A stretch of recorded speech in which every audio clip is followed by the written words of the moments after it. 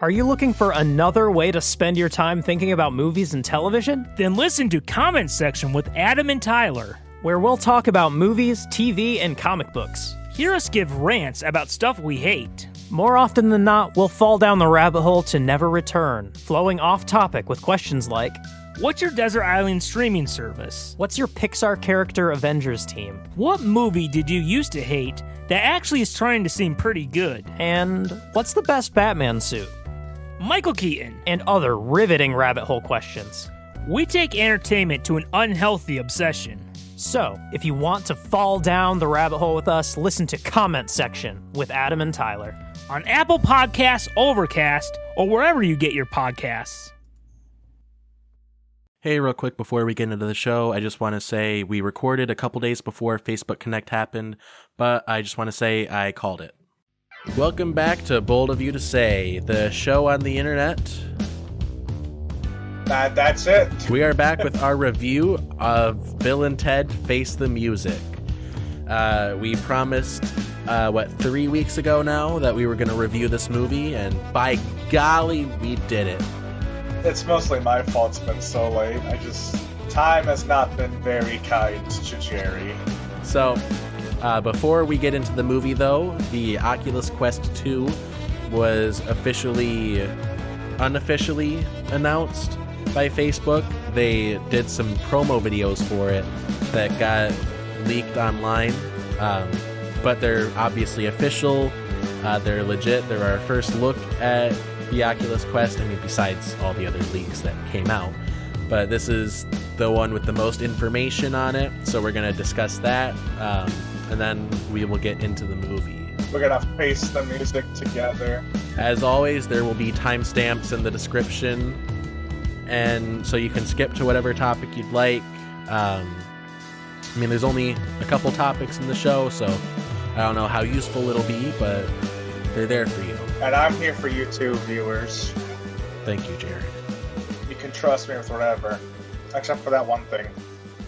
There were some videos that Facebook made about the Oculus Quest 2, which got leaked, and everyone's been talking about it. I just saw it this morning as of recording. We're recording on Monday, September 14th.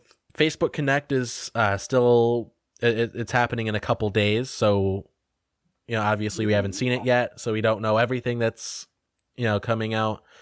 But we have seen quite a bit of information on the Oculus Quest successor, the Oculus Quest 2. So in the videos, they said that it's going to have a nearly 4K resolution. It's a 50% increase from the current Oculus Quest resolution, which, from what I've been seeing, puts it in line with the HP Reverb G2, which has a higher resolution than the Valve Index, which costs 2.5 times the price. So that's a pretty good deal, if you're just talking about like price per pixel. Yeah. This hasn't been officially confirmed, but there have been leaks saying that it'll have a 90 hertz refresh rate, which is the thing that I'm most excited about personally, other than the comfort factor of it, because there are some differences with the strap. But yeah, if it has a 90 hertz refresh rate and a higher pixel count, then I'm going to be a happy camper, because that seems like a perfect upgrade.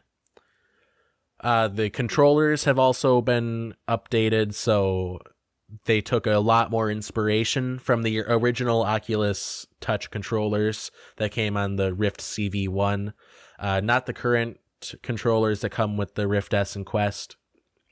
So they're supposed to be more ergonomic and comfortable. I think the current Touch controllers are quite ergonomic. I think they're very comfortable in the hand. My only complaint is that they're just not the Knuckles controllers. They don't have the strap attaching them to your hand. But you can get Mammoth grips, or there's all kinds of brands that make controller straps for the Oculus Quest. There's also going to be an optional 256 gigabyte model of the Quest 2, which is pretty great. It has 6 gigabytes of RAM and a faster processor. So all those things go together. The 6 gigabytes of RAM and faster processor. That means that VR games are going to perform better. It also means that they're going to be a larger install size. So you're going to want more storage space to go along with that, or else you run out pretty quickly. Yeah. No, we have a couple friends that just got Oculus Quests. One friend ordered a couple weeks ago and he just got his. Another friend just ordered an Oculus Quest. And I feel sorry for them because anyone that just ordered an Oculus Quest, just like anyone that just bought a 2080 Ti, those people are in a very tough spot. Yeah. And the price hasn't been confirmed yet, but it is looking like, according to some leaks, there's going to be a 64 gigabyte version for $299 and then the 256 gigabyte version for $399. So my question for you, Jared, is are you going to buy it? I plan on it. I saw that it's suspected to be for sale in October or so. So I might actually just wait till that. Oh, pardon me. I might just wait till then because we're halfway through September right now. That's a good idea. They did actually just officially discontinue the Oculus Quest, so you wouldn't be able to buy it officially anyway, unless you went through like Amazon if they still have stock. That's the thing. I don't want to spend too much because, as it is, I'm thinking about getting the one with the most space. The what was it, $500 one? $400 according to the leaks. Ooh, that does sound great, actually. That's the price of the current Quest at 64 gigabytes. Yeah. I would So be it's looking surprised like... if they, Sorry, you were saying? I was going to say I wouldn't be surprised if the new model is better and shit to try and get more people to buy it. The older one is the cheaper one. Yeah, this is a really good time to get into gaming. What with the new graphics VR. cards and the new VR Quest. sets and shit. Yeah. Let alone the fucking games coming out in the next few years too. If I may be so bold as to say, I think that the Oculus Quest 2 is going to be what kills the HP Reverb G2. I don't know what any of that means, but yeah. So the Reverb G2 is a headset coming out from HP. It's supposed to be coming out soon. I don't know when exactly it's coming out, but it's supposed to be sort of a competitor with the Valve Index. It's I think it's $600, but don't quote me on that. So that puts it $400 less than the Valve Index, but still more expensive than the Quest. And in terms of specs and features, it is between those two headsets. So it has a higher resolution than the Valve Index, but it does have inside-out tracking and controllers that are similar to the Oculus Quest. It is also running Windows Mixed Reality, which is it's the least popular form of VR. It's basically Microsoft's sad attempt at buying into the technology without fully investing in it. So it's just not a good thing to get then. It's like the Windows Phone of VR. Yeah, that doesn't sound fun at all. Yeah, before the Quest 2 got leaked, that was the only downside to the Reverb G2. But, I mean, now that the Quest 2 is coming out at, hundreds of dollars less with a higher resolution, it's a standalone headset, I think it's going to kill the Reverb sales. Oh yeah, fingers crossed, man. Well, I mean, I don't want the Reverb to fail. I do think that there is a place for it, but I mean, it's just a shame that it doesn't have, it's just a shame that it probably won't be able to compete with the Quest 2. Yeah. So personally, I like the idea of there being more competition because that just makes businesses want to get more shit more, Exactly. It's I'm 100% down with that. You yeah, gotta light that fire is, under them. Yeah, as it is, there's only two major headset manufacturers. There's Valve and Oculus. Vive, HTC's Vive lineup has been abysmal. They had the original Vive, and then they had, I think, the Vive Pro and the Vive Cosmos, which did not sell nearly as well. Yeah. But yeah, now we have Valve directly manufacturing their own headsets as opposed to going through HTC, which they did for the Vive. And now there's Oculus, which is still in the game, just because of the Quest. So it would be great if there could be more manufacturers that would get in on the market. There are some smaller ones. There's Pimax. They make some pretty experimental out there headsets. Experimental? Yeah, so I'll send you a picture of what they look like so you can get an idea. But it looks like something straight out of Star Trek. Ooh, I do like the sound of that. Anything that's like insane, I want to take a look at. Yeah, so the Pimax headsets are known for their high field of view, and you'll see why when I send you the picture. Because it is a wide boy. It's a wide boy. They're also known for very high resolution headsets. Some boasting what they call an 8K display. You know, it's debatable about, if it's 8K or if it's not. I've heard that they're not entirely, accurate with that. They're not that truthful. Measurement. Yeah. But I mean, no matter how you slice it, man, they're pretty crazy. I think I think it's like a Chinese brand or something. I don't know. Did you get the picture? Oh my god. You see it? Mm-hmm. Motherfucker looks like he's being abducted by Tron.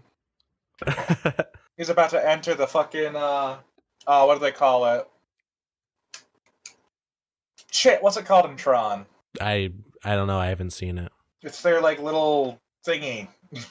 The game, whatever it's called. Yeah. It's not called Tron. I know that for a fact. So I'll have links to the videos that got leaked from Facebook. Yeah. Well, I guess I don't need to I don't need to link the videos in the description because by the time this comes out, Facebook Connect will have already happened, and everyone's seen it by then. We can hope. Yep, it's happening, I believe, this Wednesday. You'll actually be able to watch it inside of VR if you have a Quest or a Rift S. You'll be able to watch it in venues, which is pretty cool. It'll be a presentation that you can watch in VR. And I've been there's another thing that's going on in venues. There's like a 24-hour comedy stream in Oculus venues that I've been watching from time to time. It's pretty cool. Comedy stream? Yeah, so at the Gotham Comedy Club in New York, they recorded a bunch of stand-up sets from different comedians. I think Pete Davidson was one of them.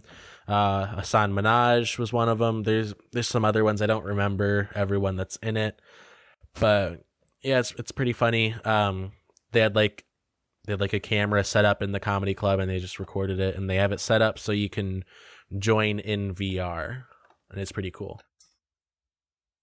That does sound pretty awesome. Yeah, I'd recommend it to any listeners that have a Oculus Quest. Yeah, no, I'm gonna say, I genuinely think we're entering a new renaissance for gaming with all these stuff coming out. Yeah. Some of the features, like, for example, fucking Halo Infinite, they're giving the multiplayer out for free. Really? Yeah, like, if you only want to play multiplayer for Halo, I think it's limited features, but it's completely free. That's crazy. The campaign and all the other stuff with it will be, it's going to be the normal price. Maybe that means that the campaign is going to be good enough that they think people will want to buy it. Well, it's going to be an open world game. Oh, really? Yeah, no, it's insane what they're planning on doing. That's really cool. But yeah, you're right. We are getting into a new renaissance of gaming. Like first, the Xbox Series X and PS5 were announced. They look pretty top notch. I mean, at the time, the 3000 series wasn't announced, so PC gaming, like, in order to build a comparable PC to an Xbox Series X or a PS5, you'd have to spend thousands of dollars to get that kind of performance. And that's that's exactly what I want to see out of next-gen consoles. Hell yeah. I mean, as much of a PC fanboy as I am, I still do like to see improvement, because if the PS5 is better than, a 2080 Ti, then that just means that Nvidia has to step up their game, and then that's better for everyone. I mean, I never understood people that are like that like get mad about consoles getting better. Like, if you're a PlayStation player and the next Xbox is announced and it is like infinitely better than your PlayStation, it's like, well, don't you want competition? Don't you want the market to get better? Well, that's the thing. The problem with that isn't that people don't want the market to get better or anything. It's that they just don't want to hear the fanboys go on and on and on about it. Yeah, that's a good point. I mean, people do get kind of they get like a superiority complex if they have a better system, because I do it to you all the time. Yeah. But no, like, that's the thing though. It's a very real thing with a lot of game systems these days. It's like no one wants to hear people go on and on about their stuff anymore. It's usually like more echo chamber kind of shit now. Yeah, I mean, since most games are cross-platform anyway, I think, I mean, obviously it's been like this for a while, but I mean, you don't really see console wars anymore. Yeah, like you'll see it every so often on like Twitter or something. Just people being like shitheads about it, but most part, no one actually engages in it, and people try to ignore those folks. Well, do you remember when South Park had their episodes that they did on the console wars when the PS4 and Xbox One came out? Yeah. It was a whole debate. It's like, well, my friends are playing on PlayStation, so I have to buy one so I can play with them. And it's like, well, my friends are playing on Xbox, so I got to buy one to play with them. Well, that means that we can't play together. And then it starts a whole war. But now, I mean, like,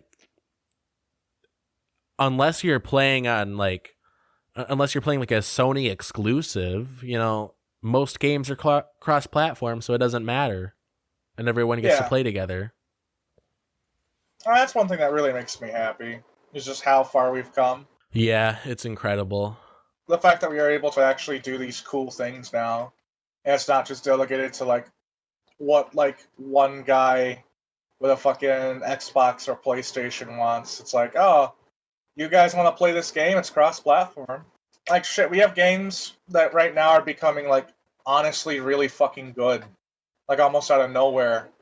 And it's making me so happy to see that. Like No Man's Sky, for example, that's a great game now.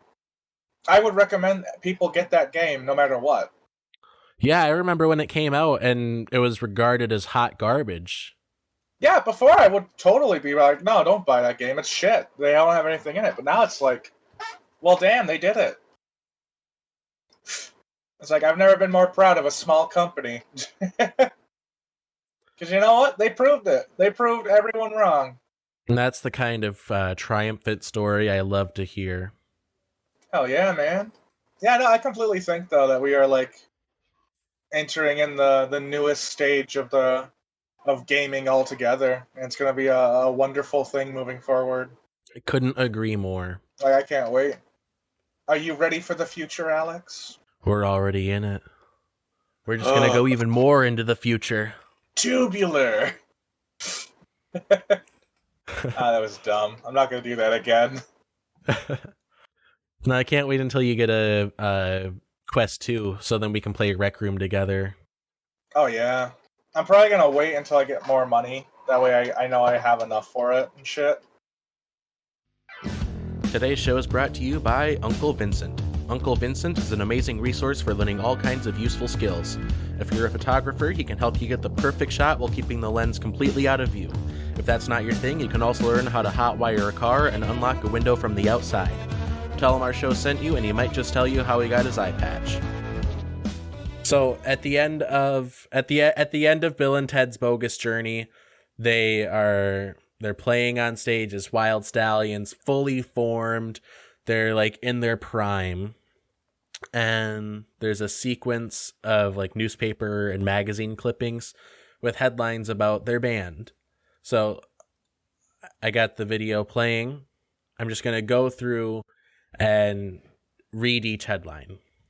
World watches Wild Stallions win. Reaper rap new planetary craze. Oh, beautiful. Stallions tour Midwest. Crop increases 30%. That didn't happen. New Stallions album number 1. Labels to Billboard. Balance new POS charting system. Nah, I think that did happen in the movie. Like, they did talk about that, how that song got to the top of the charts and shit. Yeah, so we're 1 for, 4 now? We're 1 for 4. Basically, if it was a miracle, it never happened. If it happens to every, like, young star nowadays, it probably happened. Wild Stallions to play Wembley Stadium, which is a pretty big deal. That's where Live Aid took place. They never touched up on it, but I think that did happen. I think that's one of the things they're accepting. We can assume that the more regular ones happened. But like there's going to be more that are going to be a bit more fantastical. Yeah. That Face the Music just kind of ignores. Wild Stallions to play Grand Canyon, that one is directly referenced. And that's considered their biggest achievement, mind you. Bill and Ted tour the Middle East. Peace achieved. Never happened. They got peace in the Middle East. Stallions use world nuclear arsenal to fuel amplifiers. Air guitar found to eliminate smog. Reaper wins Indy 500. Quote, I didn't know I could run that fast. Bill and Ted, Sportsman of the Decade.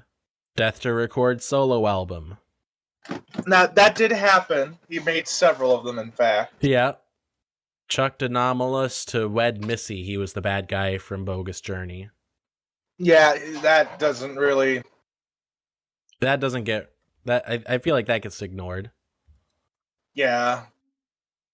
And then there's an article that's in French asking if Bill and Ted are going to break up. Well, no, they're the best power couple. Why would they? Rumored Wild Stallion split. Dow drops 600 points.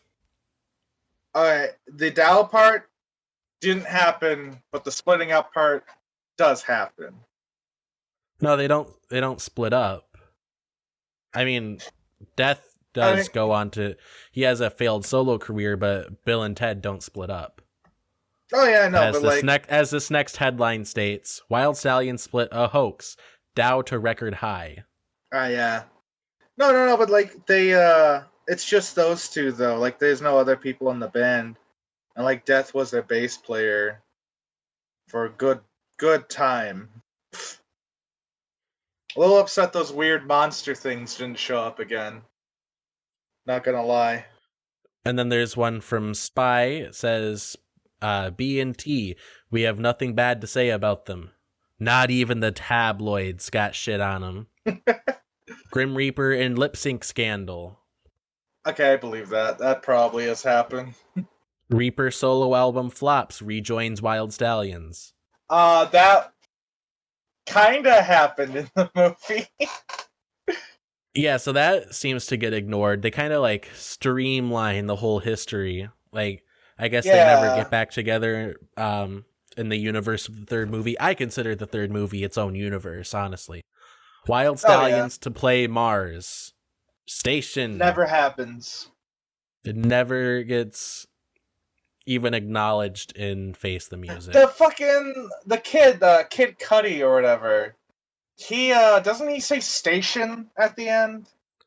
Yeah, he does say station, so station does still exist. But does it though? I had that on the show notes. Station where? Question mark, question mark, question mark.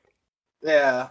Yeah, so in conclusion, Bill and Ted have the power to achieve world peace, end the nuclear arms race, affect the stock market, and benefit agriculture. But no, they flop, and now they're doing 6 p.m. open mic. Yeah. And that is what bothers me. That's what bothers me about this movie. It just takes everything about the previous movies, and it's just like, eh. Well, I mean, to be fair, though, it's like, even though that is ludicrous shit that they did, and like, you know, people should probably mention that a lot. However, you know how like celebrities are. Remember, Justin Bieber used to be top shit, and now no one remembers him. But did he achieve world peace? No, he did the opposite. In fact, he made it more chaotic. Did he increase crop yields by 30%? No. Did he end the nuclear arms race? No, I feel like he started another one. And he didn't increase crop fields by 30%. He increased the price of cocaine by 30%. He also decreased all respect Americans have for Canada by 100%. Are there any other retcons that you can think of off the top of your head? Because jumping off of that, I want to go into the time travel logic in this movie and how it makes absolutely no sense. Yeah, no, let's talk about that. Yeah, so again, I'm going to break it down movie by movie. Now, in Bill and Ted's Excellent Adventure, the time travel logic is presented as, fuck it. You know, whatever's fun. Okay, Napoleon goes to Waterloo Water Park and he goes on the slip and slide, whatever. Joan of Arc learns about aerobics, whatever. It's a fun movie. They do the history report, everything is fine. You know, they put everyone back. It's all good. Okay? Like whatever makes for a fun movie, a fun experience, and that movie was, in one word, fun. Yeah. Bogus journey. It gets a little bit more stressful. Like, oh, you know, they're going to hell. Not much time travel in that movie, but it does expand the universe. It adds, you know, the afterlife, heaven and hell. By the way, the third movie does confirm that Christianity is canon, as it shows Jesus walking on water. You know, the second movie confirms the general idea of heaven and hell, and like there being a deity and stuff, but the third movie confirms that it is Christianity. Yeah, but like, isn't the Grim Reaper also a Christian character, like in the Bible? Don't they mention? Well, the Grim Reaper has become more of a secular figure, just a general afterlife kind of thing. True. But anyway, going into the third movie, the time travel gets a lot more convoluted and a lot more like taking itself seriously. The first movie does not take the time travel seriously at all. For example, at the beginning of the movie, Ted's dad is looking for his keys. He can't find his keys. And Ted is like, I don't know where your keys went. Then later in the movie, they're like, we need your dad's keys. And it's like, well, I don't know. Where are they? And they're like, oh, okay, so later on, we'll just go back in time and steal your dad's keys. Great, where will we put them? We'll put them right here. Oh, look, there they are. See, that's an example of how that movie says, fuck it, with the time travel. Now, the third movie, Bill and Ted Face the Music, takes the time travel so seriously. Like, the fate of the universe is at stake. But like, they don't do any work. They don't put in the work to make it make sense. They try to make it as if it's still one linear timeline, like it appears to be in the first movie, but they also introduce the idea of multiple timelines. Yeah, that makes it all kind of fucky. However, I do love Evil Bill and Ted. They're great. Oh yeah, Evil Bill and Ted. From Face the Music. Yep. Yeah. I love the idea that they just get worse and then all of a sudden become prison gods. Honestly, they kind of blossomed. Yeah, I mentioned that when we were watching it. There, in Bill and Ted Face the Music, there's a secret fitness story, a fitness journey that we're not seeing and that we're not being presented with. Like, over the course of the movie, they time travel and they keep running into themselves. And they're getting like progressively more and more like I guess bitter towards each other, because like future Bill and Ted hate the past ones because they aren't making the song, and so it all culminates into one last scene with Evil Bill and Ted. Over the course of this time, also you see their health like degrading horribly, and then they're in like this prison universe where it's like more years into the future, and they just show up jacked as all hell. They're like fucking bodybuilders now. Yeah, so in the movie, by the way, should we start with the plot synopsis? I feel like that would help, yeah.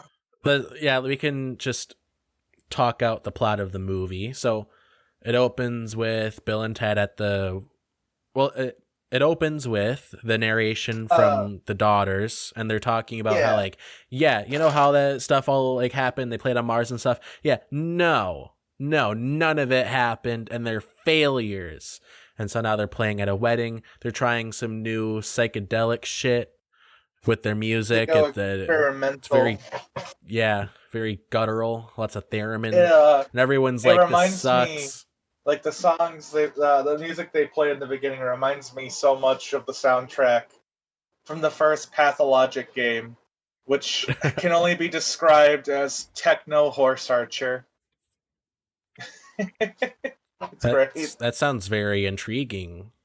Here, I'll send you a link to one of the songs so you can hear it, because it's just like it's an experience. And this game is like some like shitty Russian game too. The second one's good. The first one's just kind of like, oh my god, what the fuck? Who made this? But yeah, enough about that. Let's get back to Bill and Ted. And they're at this wedding. At the end of it, Ted's dad is like, yeah. You can go ahead. He's like, hey, you guys are failures. You need to get a job. And they're like, we went through time and stuff. He's like, no, you didn't. You're liars. Fuck you. And then Bill and Ted have to go to couples therapy because they're the princesses they kidnapped from the 1800s or 1400s. The 1400s. Yeah, they're having some problems at home. There's trouble in paradise. And Bill and Ted proving that they're the ones that should be married to each other instead. Show up together. Yeah. They sit together and everything. And that whole scene just further reaffirms my belief that they should be a polyamorous relationship, the four of them. Because Bill and Ted say they both love each other's wives. Like Bill and Ted as a unit love Joanna and Elizabeth as a unit. Yeah, so I'm saying right now they should totally just fuck it. Tie the knot with all of them. Yeah, I mean, there's no way that their children weren't conceived together. Yeah, it was some horrible orgy party. Like, you can't convince me otherwise. Anyway, back to the plot of the movie. Backing up a little bit, when Ted's dad is like, you guys didn't time travel. You didn't go to hell. Like, I would have liked it a lot if the movie kind of went in that direction where it's like, did they time travel? Was it all in their head? It was all just a stoner nightmare. That would be the saddest shit ever. Like, the title just has a different meaning now. Bill and Ted face the music. It's like, they're facing the music all right. What if it opened with them in, like, an asylum? Yes. They get out, and the whole movie's just them, like, trying to go through time, but they can't. They get in every phone booth, and it's like, Rufus! It turns out the reason why they thought they went through time is because they were tripping on roofies. Yes. That's why his name's Rufus. Rufus was just some guy that stepped out of a phone booth. No, it's not even that. They imagined Rufus because they took roofies. Rufus is the roofies. He's the drug that led them on a journey. So they're in couples therapy, and it's just going poorly. The therapist asks Bill and Ted to leave because she wants to talk to the wives only. And so Bill and Ted get home, and they're talking about writing the song that saves the universe. And Ted's like, I'm thinking about pawning the guitar. I don't want to do it anymore, man. We're failures. And it's also this scene that we discover that Ted thinks the value of the entire universe is only $6,500. So Yeah, yeah, he's like, the remember guy that. at the music store is gonna give me $6,400 for the guitar for the Les Paul. It's like, oh, is that the one that you took to Mars? Is that the value of every human life to you? 6,400? Would have added another zero to it. But yeah, no. And so then Kelly, I think her name was, right?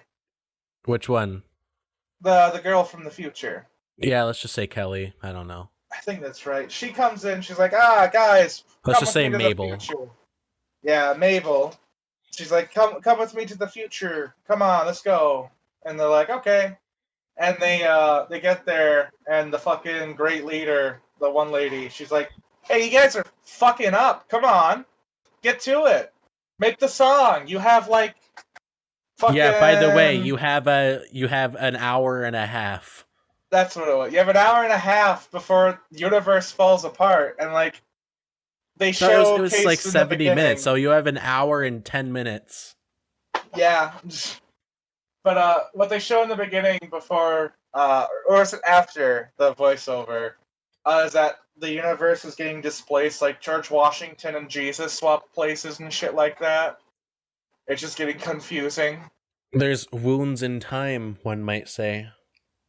Yes. But as that's going on, shit, Bill and Ted come up with the idea, and I just love this because here's some backstory too. When we were watching the movie, I had Alex pause it because we were watching it off of his computer, and I told him, "Why the fuck don't they just steal it from themselves?" And after you unpause it, that's exactly what Ted said. Yeah. And I was like, this movie. Now I'm the movie now. And also, I called the twist at the end too, like in the first 10 minutes. So get fucked, movie. I'm better than you. Goddamn stoners. But So yeah, they decide that they're gonna steal the song from themselves. So they go 2 years into the future, and we meet the best characters. Yes, they're at some rinky-dink little establishment on open mic night, 6 p.m. That's how you know it's real sad. It's taco night, and that's why everyone's there. And they're like, "Yeah, those who ride." They're playing one of their songs, and it's just the most depressing version. Well, the second most depressing version of Bill and Ted. Yes, and it's like they get in a fight, and it turns out their wives leave them because they can never be happy. Like they go, like they're them from the future, the wives from the future, go back in time and bring those two, the girls, and show them that in every timeline they'll never be happy with Bill and Ted. That's another thing that I wanted to touch on. The whole wives time traveling thing, which by the way does nothing for the plot. Mechanically, in terms of time travel logic, it makes next to no sense. Yeah. It's like, are these wives from the future where Bill and Ted fail? Do they? That's the thing. Are these the versions of them that decided to leave? Did they stay with Bill and Ted? It's so unclear where they stand in the timeline. The most confusing thing to me, though, is that those two, the older versions of them, are the ones from fucking the timeline where they do make the song and they succeed. Are they? Because it's so unclear. Yeah, no. There's a scene where they're talking. It's like, yeah, they're here, and no, because they look out the window. Oh yeah. And they jump in. They hijack the time travel machine, and then Bill and Ted have to get executed. That's right. Also, that's another thing. They die again. Yeah. A little bit of retreading old material. A little bit. But before we get to that point, let's go back from where we started. We're at so they go 2 years in the future. And they meet the depressing versions of them, and they're just assholes. They're like, you guys failures, now we're living a hellish life. They're like, hey man, we just want to steal the song from you. And they're like, fuck you, go write it. And they're like, oh, you'll never be able to write it. And then they go, I think 2 more years into the future. They go Is that to right? 2025, so that's 5 years in the future. There we go. And they encounter their counterparts again.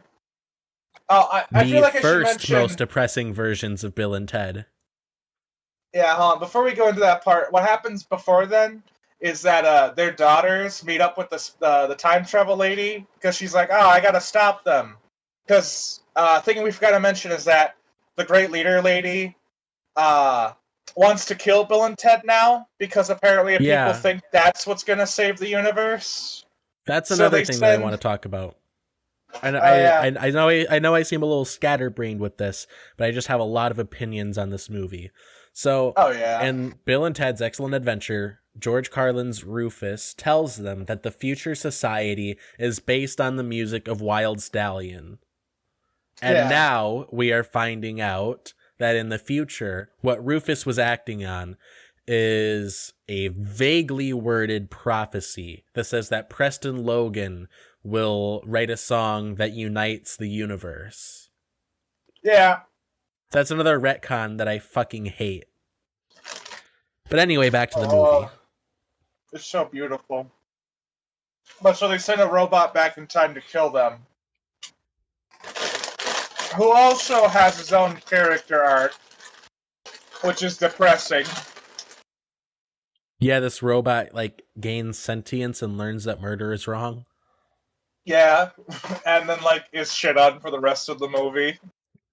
Yeah, he's kind of their C-3PO a little bit. He just wants to help.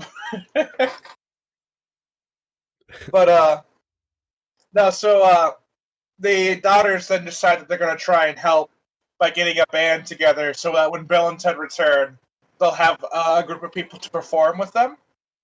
And throughout the movie, this goes to like they're kidnapping Louis Armstrong and Jimi Hendrix. And they go so far and so bold to say that the greatest drummer in all of history, both past, present, and future, was just some cave woman. Unga Bunga, the fucking cave lady. She's the best goddamn drummer of all of time. She hits sticks good. Yep, out of anyone past, present, or future, out of everyone that drums and knows music theory and has decades of experience, this cave person is the best drummer. This person that's never even used real drumsticks before is the best drummer out of all of space and time. But they also kidnap Mozart and some Chinese lady, and they both are speaking two completely different languages, and yet somehow they understand each other. They speak the language of music. No, he speaks German, she speaks Chinese. He's like, das Flute, and she's like, yeah, that's the language of music, Jared. But no, my favorite part though is he plays like the Yankee Doodle song, and then she just immediately She does nails not it. play the Yankee Doodle song. What the fuck is it he plays? He plays one of his classics. This one's like on the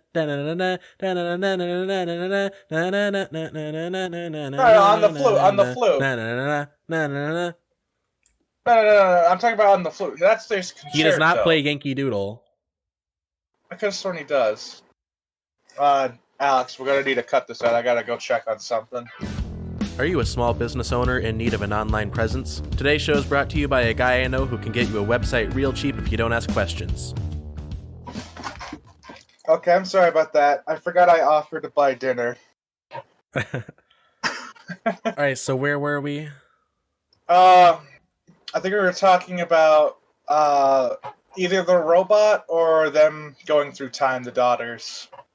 I think we were on the daughters. So I want to take a little Yeah. break to talk about some missed opportunities for Yes. people that they could have gotten in this this band that represents all of space and time. And Jared, feel free to add any that you can think of. All right. First of all, on the list I have Freddie Mercury, possibly the greatest frontman of all time, a man with a scientifically measurable, amazing singing voice. Any of the Beatles, Just one of them. Get Paul McCartney. Any of the Beatles. Say fuck it and grab John Lennon, but it's experimental John Lennon. Yes. He's just sitting there like scream moaning into a microphone. Dolly Parton, who I think goes very underappreciated in our culture. Okay. Just her raw musical ability is very underrated. Hear me out. Lil Peep. I mean like just before he kills himself, Lil Peep. Like he's already got the Xanax in his system. He starts singing and then he just dies on stage. So you're repackaging the joke that we made earlier before we started recording about Kurt Cobain. No, because that's a different one. This one is just he actually just straight up dies when they get him. Gee, it'll be funny because then they have to try and bring it. They have to like Weekend at Bernie's. Oh, that sounds so funny. That sounds so funny, Jared. Thank you. But no, Kurt Cobain though, just like right before he kills himself, just drag him through. Like they have the shotgun in hand, and throughout the whole movie, he's just trying to get it back. No, like Kurt. No, not yet. When we put you back, you can do it. Anyway, going on with the list, Michael Jackson, despite his faults, like Dolly Parton, he has a very strong raw musical ability. I love Michael Jackson. He is music, not the guy. By all accounts, he wrote all of his greatest hits in his head. Yes, no, that is true actually. But he was also the king of a small African nation. Yes, also very true. And also, kind of weird that after he died, all of a sudden Macaulay Culkin's not a crack goblin. Kind of feels like something was bothering him. It just seems Prince. to me. Oh yeah, no. Prince, yep. Elton John, another great frontman. He'd make a great personality for the group. Frank fucking Sinatra. I mean, come on. Yeah. And of course, Richard Cheese. Oh god, yeah, we need some of that dick cheese in here. But I'm trying to think of other ones I could add. I'd say those are all the members. Those are all the members of my my dream team space time band. Think of like a band that you wouldn't expect to show up, like Imagine Dragons or some shit. Just like Green Day plays a concert, now. But it's like current day Green Day. Yeah. So it's just a bunch of 50-year-old men whining about the establishment. It's like, we're still hip with the kids, yeah? It's like, fuck the establishment. Fuck Trump. We you don't are like Trump, the establishment. Right? we still hate Trump, right? Yeah, we hate him too. That's a thing, right, boys? Are we still popular? Please say yes. Jared, do you have anyone to add to the list? I'm thinking. How about the guy from yesterday? Someone from the fucking future! Oh, yeah. Yeah, I'm gonna write that on the list. Like, anyone I had from that the written future. On the list. Here's the thing. How about the fucking robot you brought with you? He seems like he could, I don't know, maybe hit a stone on something? Because apparently a caveman's perfectly fine. Just have him go bleep, bloop, blop, bleep in a fucking beat. Boom. Now the universe is united. But that's bullshit. They fucking shit on this robot constantly. It's like, come on. Yeah, computers can write songs now, so why not the robot? Yeah, like they even have a little tech track thing that they were messing around with at one point. Yeah, they were using like a drum loop, despite also having a drummer. Yeah. It's like Bill and Ted Face the Music, but the music's all techno now. That shows how little faith they really had in that drummer. Oh, so true. It's like, it just pisses me off, though, because it's like, what the fuck did the robot do? So do you want to go on with the plot of the movie? Where we were at in the movie is the daughters are going through time kidnapping people for their band. And Bill and Ted just went 5 years into the future, and they are now meeting the first most depressing version of themselves. Yes, where Ted is so much of an alcoholic, he's got a beer gut the size of mine. Bill is officially completely bald. Like, he's got some spruce hairs on the top. And also, they steal David Grohl's house. They just fucking break in. And they steal one of his songs and try to pass it off as their own. Yeah, and somehow that successfully tricks our Bill and Ted, too, which is just even more telling on the state of their intelligence. Hold on. This song probably wasn't written in, like, by the time that they were, like this song was probably written post-2020. Yeah. So for them, it would have been a song from the future. They did put up a pretty good facade with their English accents. English accents. But then the charade is quickly pulled away as they leave. They're about to take the song with them, and then Dave Grohl shows up and he's like, "What are you doing in my house?" And they're like, "Bogus." And then they go find their future selves, and then the future selves are like, "Bogus. We're like trying to get our lives back on track by getting you to commit plagiarism, but like in the past, so it's okay." And then the police show up along with Ted's dad, who is a police officer. He's a chief. Yeah, and he's like, "I'm about to brutally murder my son." And then he dies. Like, he fucking straight up dies. She gets murked by the future robot along with his SWAT van, which proves that cars in this universe have been secretly sentient the whole time. Yeah, they both go to hell. Like, they both are sent to hell, and as he's falling, he starts screaming. And in the background, the car that didn't have its sirens on has its sirens blaring, so it's also screaming as it descends. I'm telling you, man. The Cars universe and the Bill and Ted universe are one and the same. That's what it is. They write the song and it's so good. The people in the cars, they start breeding. Love knows no bounds. TLC, that's already happening. Oh, I know. I've seen that one. What is it? The guy's car's name is Chase. He puts it in the tailpipe. It's the thing that I hate is so hilarious. No, the thing that's so funny about that to me still is that not only is the guy in a relationship with his car, it's a gay relationship. He says the car is a guy. Yeah, so usually you call a car a she. It's just weird somehow. It's like, I don't know. Like, I'm fine with gay people and all. But it's like, I don't know, when all of a sudden this guy's in a gay relationship with a car, it feels worse. Is that bad? I feel like that might be bad. A little, yeah, that's a little homophobic, Jared. Oof. I'm not milk, though. I don't know what are you saying? I said I'm not milk, though, because you called me homophobic and the milk's homogenized milk. It's a joke that, much like the moon landing, didn't land.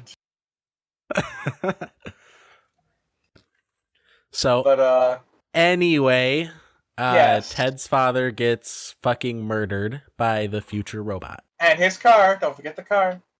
Oh yeah, and the SWAT van. His secret lover. Which is sentient. And then what is it? I think it cuts back to the daughters. Oh, I almost forgot about the one thing where Bill and Ted come back to the past, to the present, or whatever, interrupt the therapy session and just make everything worse. Yeah, they're like, "Dude, we gotta like make it not worse. We gotta make it better." And then they're like, "By the way, you'll never be happy with us." Yeah. Yeah. Like, the last thing they say is, if you see yourselves from the future with a booth, don't go in it. Because they'll show you that no matter what, you'll never be happy with us. And then they, the daughters do a thing where they, kidnap Louis Armstrong, I think, at that point. Yep, so they tried to kidnap Jimi Hendrix, and then Jimi Hendrix is like, "Nah, man, I gotta go do cocaine." And then, so then they're like, "Well, I guess we gotta get someone who's more famous that'll get Jimi Hendrix in it. So they go to get And they Louis try to Armstrong, get- and Because he influenced Louis. Louis Jimmy. Armstrong is like, okay. Yeah. He's just... I love how Louis... They show him a phone, and he's just more interested with the phone than the future music they're playing. Well, wouldn't you? Well, yeah, maybe, but I don't know. I feel like Wouldn't you be interested in this future technology? at that point in time, radios existed. It's just a smaller radio. It's really not. It's really not that. That's really not what it mean, is.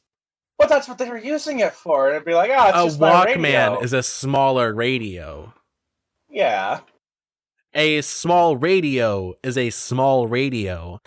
A smartphone is a portal to another Small dimension radio. filled with small people that act out comedy for you. I mean, what? What's that from? Radios don't have screens. Television would have been a mind-blowing concept for him. That's also true.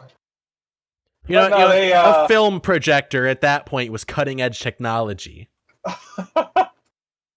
But anyways, so after they kidnap Jimi Hendrix, Jimi Hendrix then gets in a music duel with Mozart and wins. Mozart comes out, he's like, I'm gonna fucking kill this guy. And he's like, hey, these people are from the future. And they're like, hey, come with us. And he's like, okay, I'll abandon my party. Surprisingly less racist than I would have expected. Yeah, for a rich white dude from the 1800s, I expected him to say the N-word at least 4 times. I would have expected, at least, the classical N-word. Yeah. But no, I guess he's German, so they just couldn't figure it out. He was probably super racist the whole time, but they didn't understand, so they're like, yeah, this guy's alright. Yeah, I gotta go for a second. I'll be right back. I'm just stepping away. Welcome to my section of the podcast. I like to call it Jerry Hour. Today, I'm going to recite my favorite Jerry's. Of course, damn it. Jerry Hour is ruined. After they get Mozart, they go to China, and they kidnap some lady also. I don't know what her name was. They said it in the She's thing, probably very famous. She's probably a major historical figure. We're just very uneducated. We are. I mean, fucking... Have you seen what's in the U.S. textbooks for China? It's like 4 things. And most of it's just like China they invented bad! Gunpowder. They got addicted to opium happened. like a bunch of chumps. And Tiananmen Square. We can't let them forget about that one. Hey, how could they forget if it never happened? My favorite there thing is that no the whole... war in Ba Sing Se. Oh my god. No, my favorite thing though about that is that everyone knows it happened, including the Chinese populace. But the Chinese government keeps saying it never did. No. Like that's the thing though. I've seen people do like fucking hidden interview shit over there and stuff. And apparently, like, they were talking to people and it's like, oh yeah, we know that happened. We just aren't allowed to say it publicly. Jeez. It's like everyone here basically, like, believes it because, like, we live it. It's just that if anyone ever says it, we get shot. And it's like, what the fuck is the Chinese government hiding this from? Everyone knows. Hey, you gotta admire their ability to commit. It's like Stalin hiding Chernobyl. It just makes no sense. It's like, hey, why is Syria suddenly super irradiated? Must be the wind. So anyway, we watched Bill and Ted 3. Yeah, I'm sorry. Our tangents are getting worse. But so they kidnapped some Chinese flute player, and her and Thomas Jefferson just automatically. I know it's not Thomas Jefferson. I know it's Mozart. But I just kept thinking it was Thomas Jefferson for some reason. He does kind of look like Thomas Jefferson. It's weird. I thought that's who they were kidnapping at first. It's like, was he famous for his music? Didn't he own slaves? well, this is going to be very confusing for everyone involved. But, no, so they kidnap her, and, like, fucking Mozart and her understand each other despite speaking in two completely different foreign languages. I told you they speak the language of music. Okay, but flute in German is not flute in Chinese. I'm pretty sure flute in Chinese is like 5 words. Have you seen their alphabet? I mean, their alphabet is look. scary, Alex. I'm scared of the Chinese alphabet because I don't understand it. Look, if you spoke Chinese and Mozart came up to you and he was like, Das Flaut, and he was pointing to the instrument that you were playing, you'd probably be like, oh, it's my, this is my, whatever the Chinese word is for flute. Yeah, but at the same time, she just knew they that do a he lot of wanted to play it. gesturing. True, but that relationship is not gonna go very far. The fact they even got them to be able to, like, be in a band and play coherently together is amazing. You're right. But, that is the most unrealistic part of this movie about time travel and going to hell and playing music with the Grim Reaper. Okay, but here's the thing. They all understood each other. Like, the people who made the time travel spoke the same language. The people in hell, they all speak the same language. They all, like, they know what they're doing, what their plans are, because they can communicate. But, like, how the fuck do you organize a band like that?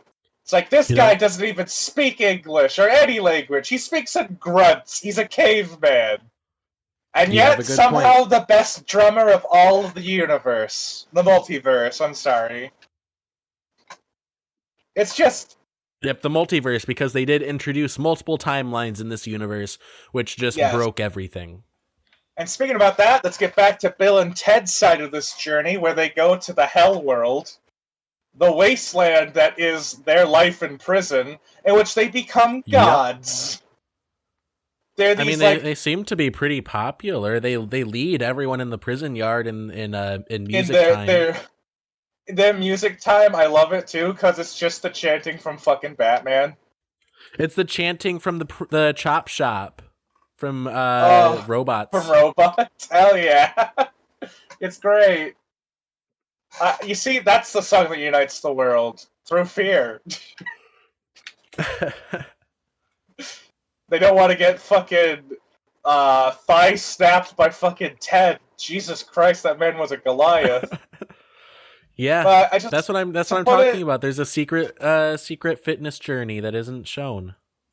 To put, like, how buff they are into perspective, look up Full Metal Alchemist, Alex Armstrong, and that's basically what they looked like.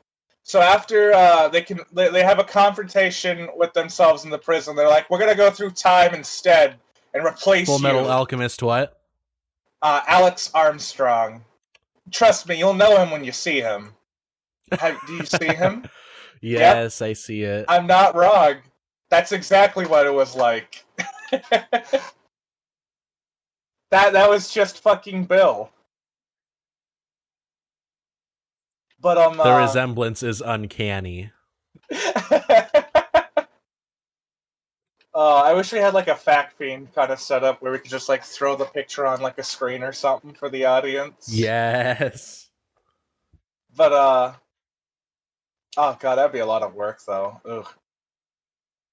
I don't even edit the thing. I'm just thinking about how much work there'd be, and it's disgusting me. That's how lazy I am. Yeah, our poor editor. You. Me, yeah. Where were we at? Oh yeah, the prison yard. And like in the middle of them like getting ready to murder Bill and Ted, this robot designed to kill Bill and Ted shows up, and their future versions are like, if he kills them, we'll die. So then they decide to kill the robot, but it doesn't work. The robot's perfectly fine. They just stomp his ass. Yeah, and he's like, oh god, help me guys, help me. And like there's a scene in like the future where they're watching the progress and the robot's just screaming ow as he gets beaten up. And it's like, why did they give the robot the ability to feel pain? Why did they think that was a good idea? I have a theory about it. Oh god, I'd like to hear your theory. Or do you want to get like later on where they reveal the robots like name and shit? Let's keep the audience waiting. Alright. So Let's keep them wanting more. then we after that, I'm trying to remember what happens next. I think it cuts. This time it cuts to the girls doing the Chinese thing. I think before it was Mozart. And then it goes over to the It future was lady. Mozart, then China, then the cave lady. Yeah, then they get the cave lady. And after that it cuts to I think it's Rufus's daughter is who it's supposed to be, right? What's her name? Kelly or Meryl? Mabel. Mabel. Mailer. That Mabel cuts back to Pines. Mabel. Yes. I know her as fucking Luis. Not Luis. Shit. No, it was Luis. from Bob's Burgers. Yeah. Was it Luis? Yeah. Sounds right. God, I don't know what I'm getting wrong. Jane Louise Tina. Yeah, that's right. But anyway, so Mabel Louise is there, and she's talking to her mom, who's trying to kill Bill and Ted. She's like, "You fucking idiot! Don't try to kill Bill and Ted. Why are you doing this? That's bad." And she's like, "It don't matter. You're just a kid." And also, the whole time she's talking on a piece of glass. It literally looks like she's talking into a screen protector. Like, that's what phones are. They're just a sheet of glass. Like, recently, I got my hands on a Nintendo Switch, and I had a screen protector with it.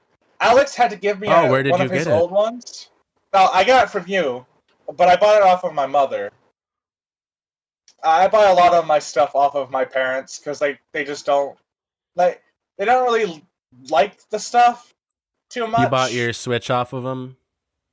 Yeah. Okay. Because, they play the games and stuff, it's just they don't do it often. Like, my mom wanted to get a PS4, but my grandma's like, I'll get you a Nintendo Switch, little girl. And my mom's like, totally the same thing. Yeah. So, I just bought it off my mom. She's like, do you want to just buy the Switch? I was like, yeah, sure, here's $350. She's like, damn, okay, son, here you go. You paid more than retail? Oh, yeah, it's my mom. You want me to try and... You want me to try and, skip my mama out of money? That's mean. Yeah. Wow. Evil Alex. Bad. I mean, the most you should pay is retail price. I mean, his family price is different. It's like a reverse deal, where, instead of me getting less because it's family, I give them more because they're family. But, shit, where was I at now? So, she's talking into the screen protector. Yeah, and then Bill and Ted's daughters show up with their band, and they're like, we're gonna fix we're here to get the song ready for them. What's happening? Because in the background, hell's going down. Like, the Pyramid of Giza's teleporting into reality. There's, people from all over the place just showing up. Yeah, she's just in the street. And they get there, and they go to the recording booths, and it's like, we have to make the song now, or else time itself will die. And she's like, fuck. No pressure. The daughters are like, fuck, okay, let's get started. Let's get this going. That way when they get there, we're all ready. And they open the doors, and then the robot immediately kills them, and then realizes he's made a mistake. And he's like, oh god, what have I done? I just murdered their daughters, and half of history. Yep, and that's the point where he learns that murder is wrong. Yes. He also kills his boss's daughter, who is also completely unfazed by that, too. She's not, upset that she's just watched her daughter get nuked. She's just kind of miffed that it wasn't Bill and Ted. Hey, she gets phased. She's like, oh, damn it. Nah. Yeah, what was her name again? She kind of has the face, the face that you make when, like you lose a bet. Like the face you make when you you go to check to see if the milk's in date and it's not. It's like, damn it, fuck, I need to get a new one. But it's like the face that you make when you accidentally leave your wallet at home. Yeah, no, basically. But so then Bill and Ted they finally make it to a timeline that's a good one. They meet their older selves who are like really chill, and they help them out. They give them the SD card or the flash drive. It's a flash drive. They give them the flash drive that has the song "Face the Music." Insert credits, but they give them the flash drive. And they're like, this is the song. It's gonna save the universe. And they're like, fuck yeah, let's do it. Let's go. While that's going on, though, it's revealed that old Bill and old Ted's wives are the ones that are like taking current Bill and Ted's wives on an adventure on their own that we don't see, and it's never established why, because it seems like they're from the future that our protagonists are from. Like, this is them in the future. Like, they're what they are. It's not the alternate universe. It's like, this is their endpoint. This is where they're gonna wind up. And it just kind of confuses me as to why the wives would just be like assholes. Because what they do is they just steal the phone booth so they can have this overly convoluted. No, I think they have their own phone booth. No, that's somehow. the thing. Because they take the phone booth from Bill and Ted, because you see them sneak in and take it. That's why when Bill and Ted come back, they're like, where's the phone booth? It's gone. And at that point, the robot shows up. And they're like, hey, we know you're here to kill us, but we have the song, so you don't have to kill us. And the robot's like, well, shit, fam, that's great. But, that reminds me. Oh my god, I'm so sorry, but I made a mistake. And they're like, no, it's fine. You don't have to. It's good. See, we have the song. It's like, no, not that. I killed your family. I accidentally lasered them to death. And I'm like, what the fuck? Now you have to kill us. We gotta go save them from hell. So then the robot's like, I can't do that. You have the song. So they destroy the flash drives. The robot has to kill them. But then the robot's like, I can't do it. So then the robot's about to commit suicide. And, it's like the reverse of that meme where it's like, call an ambulance, but not for me. It's like, call an ambulance, but not for you. Yeah. And then, like, Bill and Ted are like, fuck it. He's gonna die. Let's jump in and get ourselves killed in the process. And while that's about to happen, the wives show up to see them. Because, like, throughout the movie, they just kind of show up and they like, interact with Bill and Ted a little bit, but not really. They just show up wherever they're called for in the plot. Basically. And so they watch Bill and Ted get atomized. And also, this universe confirms that you can be the best person in the universe and like the goodest person in the whole world, but you will still go to hell. Because everyone went to hell. Everyone in the group with the daughters, they went to hell. Bill and Ted and the robot, they went to hell. And also, that's a running gag. It's weird that the robot went to hell, but we saw a car do that earlier. It's a sentient FBI, or it's a sentient SWAT van. But it's at this point the robot like talks to Bill and Ted, and he's like this like kind of he's supposed to be like this overbearing fan character, I guess, because he just like third wheels the whole adventure with them, like not really. I don't know if he's like a fanboy. It just kind of seems like he's like discovering emotions. Yeah, I guess. All the wrong emotions, though. But, they discover his name. It is... What was his name again? Hold on. I had it on the tip of my tongue. Dennis something. Dennis... It's, Dennis... fuck. He has a whole name. Dennis Caleb McCoy. Yeah, Dennis Caleb McCoy. And, he's just very adamant about people knowing his name. And, like, there's this running gag where he's trying to be remorseful to everyone, and they're just like, shut the fuck up, we're done with you. And it's like, I feel kind of bad for the guy. Like, he's never gonna have that, like... do you want to hear my theory? Let me guess, your theory is that that's her ex-boyfriend? Yep. Yeah, yep. I think her ex-boyfriend got, like, kidnapped, partially murdered, and then yet he got RoboCopped. And like, that makes sense. It might as well be canon. It is to me. But so then they're in hell and they meet up with the whole group and they're all like, we we need to get out of here. There's only one way to get out of here, and so they have to go and talk to Death, who in the beginning is during like the title card thing. They say they split up and they sued him for trying to take the name and shit, and so then they have to reconcile with the Grim Reaper, who's playing hopscotch alone and cheating. Yep. Which, I think perfectly summarizes his character. Yeah, it was a pretty good character moment for him, actually. Yeah, no, that's one of the retcons that we mentioned earlier, where it says at the end of Bogus Journey, yeah, Death wants to go on like a solo career, but then that flops, so then he rejoins Wild Stallions. And then everything is good from then on, but then in Face the Music, it's like, Death, you tried to take the name Wild Stallions. He's like, I was Wild. I can't do the voice, but he's like, I was Wild Stallions. I was Wild Stallions. Yeah, that's as close as either of us is gonna get. I think so. It's such a weird, like, Tommy Wiseau accent kind of thing. It's like vaguely like Eastern European or something. I don't know. Yeah, because he's supposed to be, I think, fuck. Like, the version they're using was, I know it's supposed to be a reference to an Eastern European depiction on death. Oh, I'll be back in a second. I don't know. I'll be back real quick. I gotta use the bathroom real bad. I'm sorry. All right, we'll cut to commercial break. Today's show is brought to you by the post office. They're in financial trouble right now, so go help them out and buy some stamps.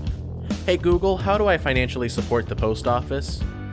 Alright, where were we at now? We were at the, they all went to hell, and I had to go talk to the Grim Reaper, yeah? Yep, and they, by the way, they do meet Ted's dad in hell, and he's like, well, I guess if we're in hell, that implies that you did time travel, and you gotta write the song, and they're like, and save the universe, and he's like, oh, is that a new thing? I was like, yeah. The thing that upsets me too, though, is like that version of of his dad is from the future. So like his actual dad never had that awakening moment. Like he probably does now. 5 years in the future. Like after they actually like perform the song, like he probably like, oh yeah, you know what? I see now how wrong I was. But like before. Yeah, no, he never had the awakening moment that the one that went to hell did. Yeah, that's a shame. Anyway, then they get back together with Death, and everyone's salty at each other, but then the daughters are like, bro. And then they're like, oh, yeah, you're right. My favorite thing about it is it's basically what happened with, like, the Beatles. In which it's like, fucking Death wanted to, like, be the bass player that plays only for 58 minutes in a solo and wanted to do experimental dumb shit. And they were like, hey, can we just play music? But they got it all fixed. However, they are like the Beatles because they fixed the stock market, increased crop yields, and played on Mars. Exactly, and achieved like world the peace. They tried that, but it didn't work. They fell apart. You see if Imagine had a 40-minute bass solo, then it would have achieved its goal of getting us world peace. Oh, yes. However, during that scene where they're talking to Death, it does imply that there is multiple albums that Death released when he was, like, alone. And I want to hear those. Yes. I want to hear the all-bass albums. All right, so when Bill and Ted's Bogus Journey came out, in the soundtrack, they had the Reaper rap, which is it's sort of referenced in one of the newspaper headlines at the end, but it's like it's kind of like a catchy like rap recap of the whole movie, and it's catchy. It's nice. I like it. It would have been cool if we got one of those for this movie. Oh yeah, just an entire album. What were the songs they titled? Paler Than White. Pale, yeah, Paler Than White. I don't know. It was all like edgy shit, like darkness crying and shit like that. A bunch of edgelord shit. Like, it's stuff that Reaper mains would use. But, no, they get the band back together. Death's like, one last show, let's do it. And they're like, yeah, hell yeah, let's do it, guys. Get the band back together. We're all together again. And Death takes them all, including the robot, back to the present. And it's at this point that that they have their plot twist, and it's revealed that I want to say first 10 minutes I absolutely fucking called this. I said it like as soon as the two of them showed up that it's not Bill and real Ted. music. The real music was the friends that they made along the way. Fuck off! No. Spoiler alert for anyone who hasn't seen it. But also, that's my joke, you asshole. But I'm pretty sure a lot of people made that joke before you. I'm the one that makes it the most, though, so it's mine. I'm stealing it. I take ownership now. Are you Wild Stallions? Look at me. I'm the captain now. I'm Wild Stallions now. But it's revealed that it's not Bill and Ted who wrote the song that saves the universe, but it's their daughters. And they barely do not write a song. What they do is they come up with it on the spot. They make a remix with everyone's song. No.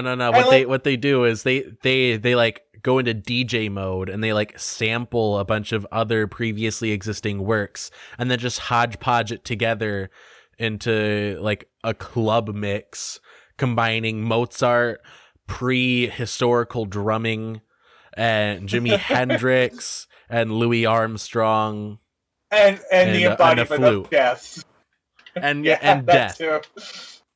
But okay, I want to say though, for as stupid as it is, it's not a bad song. It's kind of nice.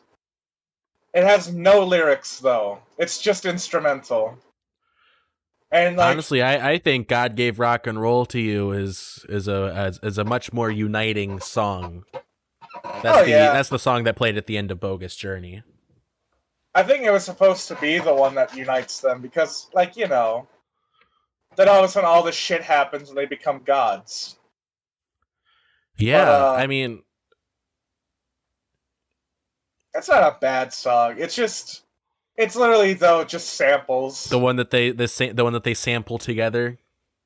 Yeah, that's the song that saves the universe. They don't even play it.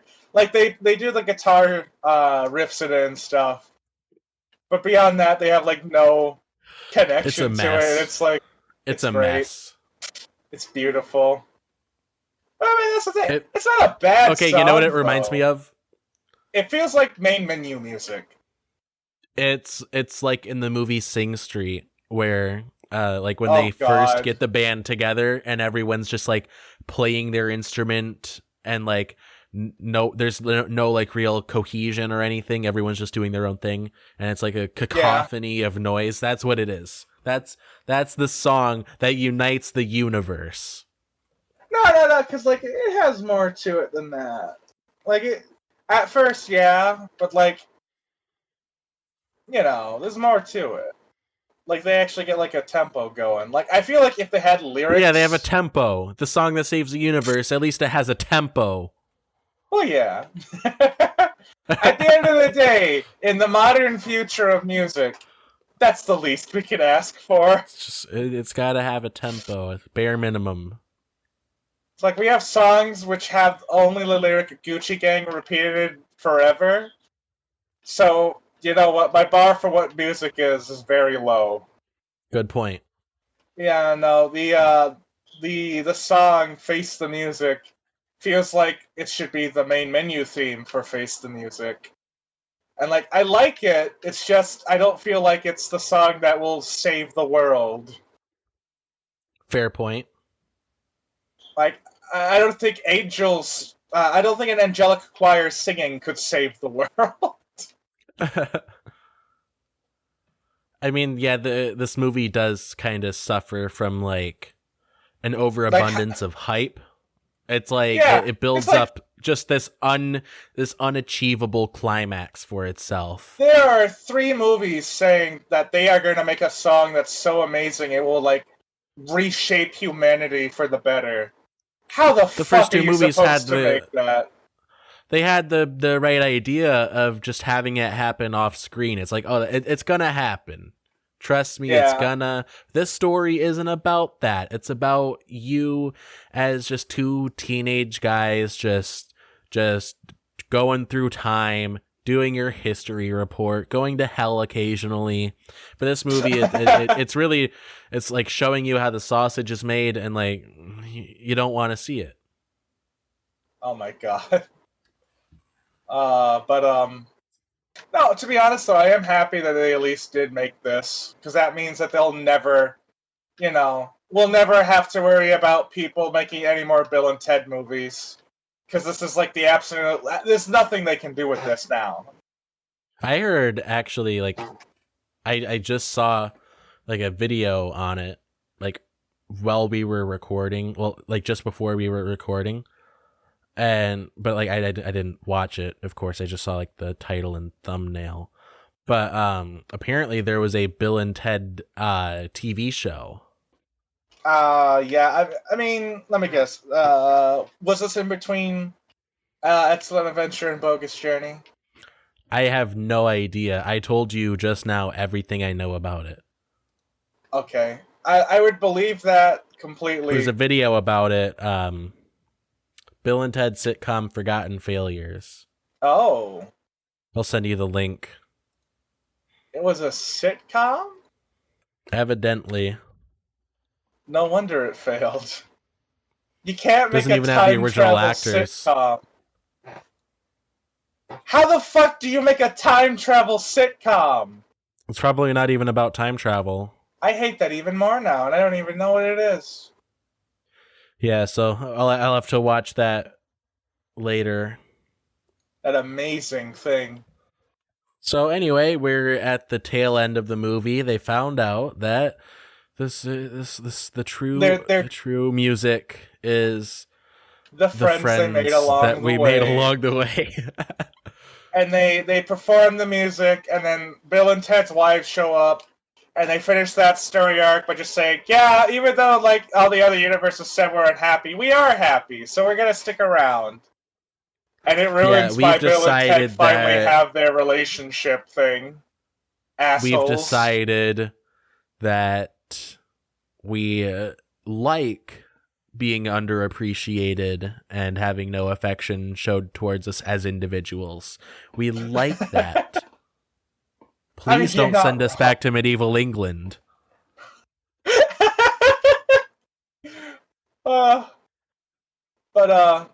So yeah, that's all settled and shit. They all like, happy forevers, everyone. And again, still really upset they didn't like double down on the whole Bill and Ted are like always with each other constantly and just make them a poly relationship. You know what I don't like? What? It seems like Bill and Ted's kids, Billy Jr. and Theodore, they like it seems like they don't get.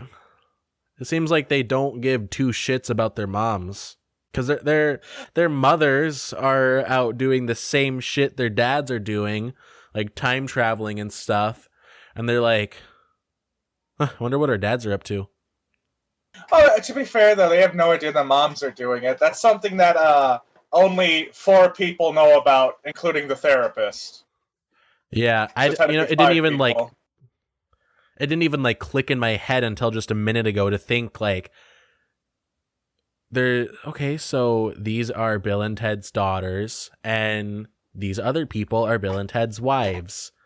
I wonder if there's any other relation that they have. Oh yeah, these are their mothers. These are their daughters. And I am not exaggerating when I say I do not believe that they have any interaction at all, like as a complete family. Or even like the mothers and daughters interacting. Like the way they react, like around Bill and Ted, I feel like it's completely different when they're around their own mothers. They're like, who are these strangers? We're related? How? Oh, praise hell. It's like, bro, you guys are princesses? No shit. There's definitely some shit going on there. I mean, Bill and Ted might as well be single fathers. Oh, absolutely. So, anyway, yep. The true music was inside us all along, and we get cute little credit sequence with a bunch of people dancing around and stuff. Then we get the regular credits, and then we have the post-credit scene.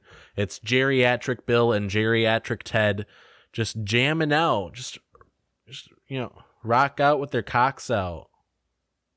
I actually honestly thought they would die during that. One of them would just keel over and fucking die. That was my exact expectation both times watching it.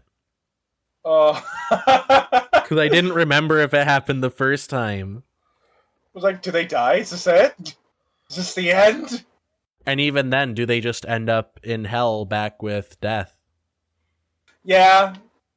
Death probably like fucking gives him like his own robes or some shit. It's like, hey guys, let's chill out here. You're not gonna go in the pits. You're gonna hang out up here. We're cool. We're bros now. Yeah, they probably have a concert every night. Now, you know what? If Bill and Ted's in hell, even more reason to go there. Fucking music all the time. Death's a pretty chill dude. Yeah, I don't think the whole heaven-hell dynamic thing is like it is in contemporary thought, where it's like, oh yeah, if you're bad, you go to hell. If you're good, you go to heaven. I think hell is just for cool people. In Bill and Ted, yes, absolutely. I mean, who do we see in heaven in Bill and Ted's Bogus Journey? Those weird fucking monsters. Einstein Station, bunch of fucking eggheads, people talking about philosophy. And then in hell, it's like, here's the Grim Reaper and some pretty chill demon guys. Like, yeah, you're shoveling shit. They're just doing their job. Yeah, they're just doing their job. Nice union contract, not bad. Full benefits. It's the working class salt of the earth. But yeah. So then they save the day, and everyone lives happily forever. Also, again, I want to point this out. No one just brings up the fact that the mom killed the daughter. Like, the great leader murders her daughter and is just okay with it. Like, even like at the end, the daughter's not like, hey, you fucking killed me! What the hell? Well, she's like, it all worked out perfectly okay, guys. We did it. How widely known do you think it is that, like, there is an afterlife? Like, do you think it's just a thing that people, like, know? And, like, is that just something that they take into their daily lives? Like, yeah, this person's in hell. What you gonna do? I don't know. Well, anyway, that was Bill and Ted Face the Music. My final thoughts are that it really feels like, and it just occurred to me while we were reviewing it, it just seems to me like Bill and Ted Face the Music is just a complete retread and rehash of Bill and Ted's Bogus Journey. Only it does a worse job. Right? It has it's all the same plot beats.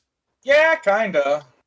Like, there's the whole thing with, like, a robot sent from the future to kill them, and they're the princesses are like, there's like the threat of them leaving, they die and go to hell, they meet up with Death, and then they come back, and then they perform the greatest concert of all fucking time.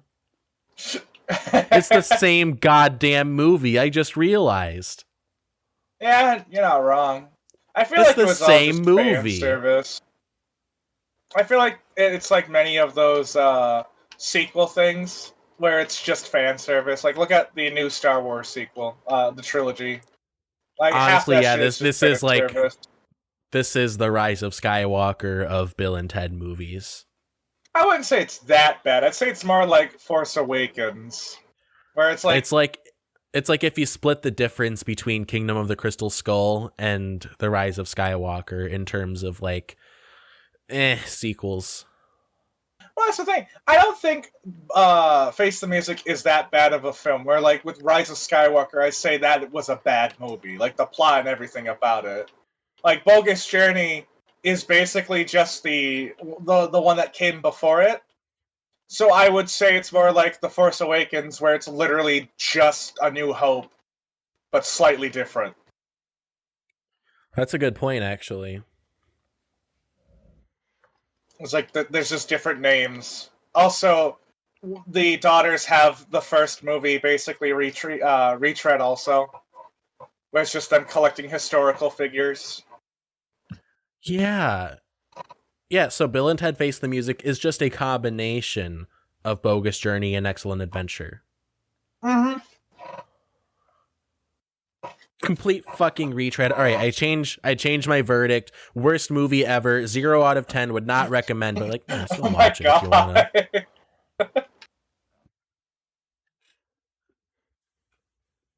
I thought it wasn't that bad. I'll give it like a 6 out of 10. That's probably somewhere close to what I'd put it at. I mean, I think it's just nice seeing them on screen again. Oh yeah, I liked the movie. I thought a lot of the jokes were kind of funny and shit. It was surprisingly like well written in terms of like jokes and stuff. Yeah. No, the acting was good. They felt exactly the same as before, for better or for worse. Yeah. Like I said earlier, it's unsettling seeing John Wick talk like a valley boy. I'm really upset that they didn't make like a little joke reference towards John Wick with that. Like have him like kill someone, be like, Bill. Yeah, let's just Ted, have what this. The fuck? Let's just have this. Let's just have Ted Theodore Logan just brutally murder somebody. That's totally within his character. You can say it's not, but like, come on, he probably would. Yeah, that's they should have fair. evil Ted do it. What if they gave him like a space gun, so it's family friendly, and then they just have him like load it, like give him like a John Wick look on his face. I haven't seen John Wick, so I don't know. So do you have anything else to say about the movie before we close out our review? If you like Bill and Ted, I don't know, give it a shot. If like in the first like 30 minutes you're not a big fan, then just don't continue. If you're a fan of the characters, then watch the movie. It's worth it. I'd say, if you can rent it somewhere, or if you find it on DVD for cheap, get it, pick it up. But yeah, I mean, it's an all right movie. It's there are worse ways to spend a night. Yeah. That's for sure. And that is our lukewarm review of Bill and Ted Face the Music. We faced the music, so you don't have to. Thank you for listening to Bold of You to Say, the show on the internet. And that's it. Thank you. Thank you for listening. I hope you liked our review of Bill and Ted Face the Music. Do not let our negative thoughts dissuade you. It's a movie. You should see it if you wanna. Like, I liked it. I think people would enjoy it. Yeah, it was all right. Yeah, our social media will be linked in the description down below, so you can check out the stuff that we tweet. Our Instagram and Twitter will be down there. My TikTok will be down there. And I'm going to make another video later today to post on there, and hopefully that will be the one that gets me famous. God can help. Jared, do you have anything you'd like to plug? Well, my asshole would be nice. Besides that, we were going to do that off camera. Oh my god. No, not really. I think my Twitter is gonna be in the description. Yeah. Yeah. I still gotta fix that up. It's still kind of yeah. It false still says advertisement. Jerry Mafoof's art. I have yet to post any art. It's okay. You'll get there. I'm sorry. I'll get there. No, just be good. Change the world. My final message. Goodbye. Be excellent to each other. And party on, dudes.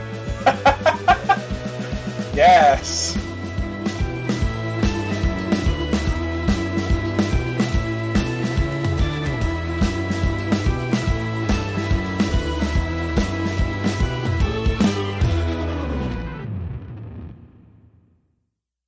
Fuck, I just realized it. What? The song at the What? end, it's just royalty-free music. Oh my god. That's why it was a good idea to put it on when I was talking. I'm sitting here now, I still have it on. It's like slightly lower than the normal audio tracks and shit. And now I realize it's just royalty-free rock. It can go over anything. That's why it's uniting. It's because Oh now my God, everyone yes. has this in their PowerPoint presentation. Fuck, I should have said that. No! The music. Go back! The music. Go back! Where's the The phone music booth? to I unite need the to fix world this. is just the YouTube audio library. Fuck! God damn it! Why did it take me It's now to okay. realize It's still that? recording. It's still It recording. is? So. Fuck yeah. Yeah. Just like at some point, like Photoshop that whole thought process over what I said. Like just poorly edited in. I think now that's the ending. Yes. The music that unites the world is royalty-free rock. Remember that? It's elevator music. I mean, if this was elevator music, I'd probably like to be in elevators more often.